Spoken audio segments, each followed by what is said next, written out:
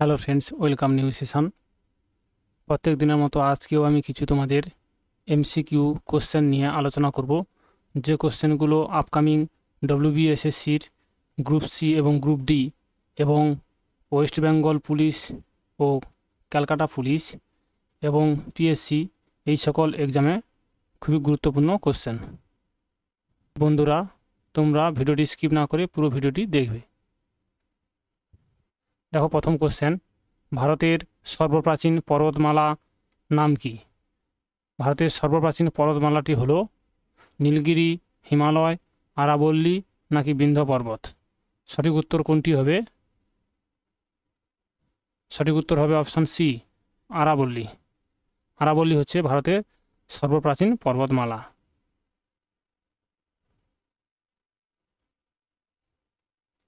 Next, 2 দাগের question, নিচের কোনটিকে বাদামি কয়লা বলা হয় বা ব্রাউন কোল বলা হয়?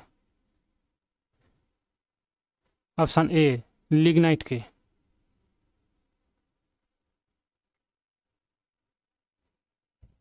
নেক্সট, 3 দাগের কোশ্চেন, এশিয়ার বৃহত্তম নদী কোনটি? এশিয়া মহাদেশের বৃহত্তম নদী কোনটি? সঠিক উত্তর হবে অপশান সি, ইয়াংজি নদী। এই নদীটি চীনের মধ্য দিয়ে প্রবাহিত হয়েছে, যার দৈর্ঘ্য 6300 কিলোমিটার। 6300 কিলোমিটার।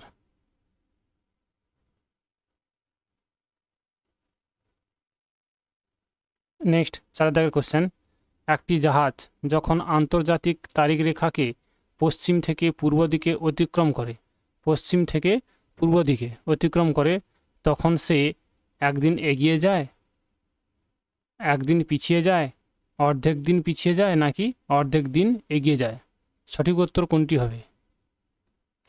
সঠিক উত্তর হবে অপশান এ, একদিন এগিয়ে যায়। অপশান এ যে রাইট অ্যান্সার।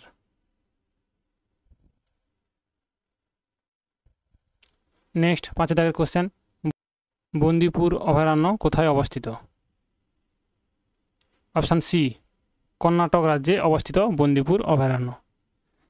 এই অভয়ারণ্যটি 1973 সালে এটি ব্যাঘ্র সংরক্ষণ প্রকল্প হিসাবে প্রতিষ্ঠিত হয়, কিন্তু পরবর্তীকালে 1986 সালে এটি বায়োস্ফিয়ার রিজার্ভে অংশগ্রহণ করে, এই বন্দিপুর অভয়ারণ্যটি।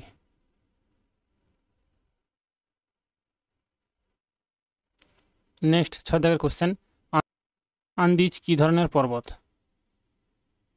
অপশান এ, ভঙ্গিল পর্বত। এই ভঙ্গিল পর্বতটি দক্ষিণ আমেরিকাতে অবস্থিত, দক্ষিণ আমেরিকাতে দেখা যায় এই আন্দিজ পর্বতমালা। নেক্সট, 7 দাগের কোশ্চেন, চীনের হোয়াংহো সমভূমি অঞ্চল হলো একটি কি? চীনের হোয়াংহো সমভূমি অঞ্চল হলো একটি কি? সঠিক উত্তর অপশান সি, সঞ্চয়জাত সমভূমি। নেক্সট, 8 দাগের কোশ্চেন, পো নদী কোন দেশের মধ্য দিয়ে প্রবাহিত হয়েছে? অপশান এ, ইটালির মধ্য দিয়ে প্রবাহিত হয়েছে। নেক্সট, 9 দাগের কোশ্চেন, নিচের কোনটি সার্কের অন্তর্ভুক্ত দেশ নয়? সার্কের অন্তর্ভুক্ত দেশ নয় বলেছে, সঠিক উত্তর কোনটি হবে? সঠিক উত্তর হবে অপশান সি, মায়ানমার।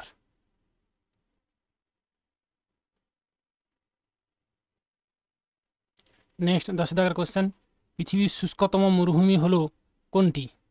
পৃথিবীর শুষ্কতম মরুভূমির নাম কি? Option C, আটাকামা। নেক্সট, 11 দাগের কোশ্চেন, মাতাতিলা জলবিদ্যুৎ প্রকল্পটি কোন নদীর উপর অবস্থিত? অপশান সি, উত্তরপ্রদেশের বেতোয়া নদীর উপর অবস্থিত মাতাতিলা জলবিদ্যুৎ প্রকল্পটি। এই জলবিদ্যুৎ প্রকল্পটি 1958 সালে প্রতিষ্ঠিত হয়। নেক্সট, 12 দাগের কোশ্চেন, কালো সুতির মাটির অন্য প্রচলিত নাম হলো? সঠিক উত্তর অপশান বি, রেগুর মাটি।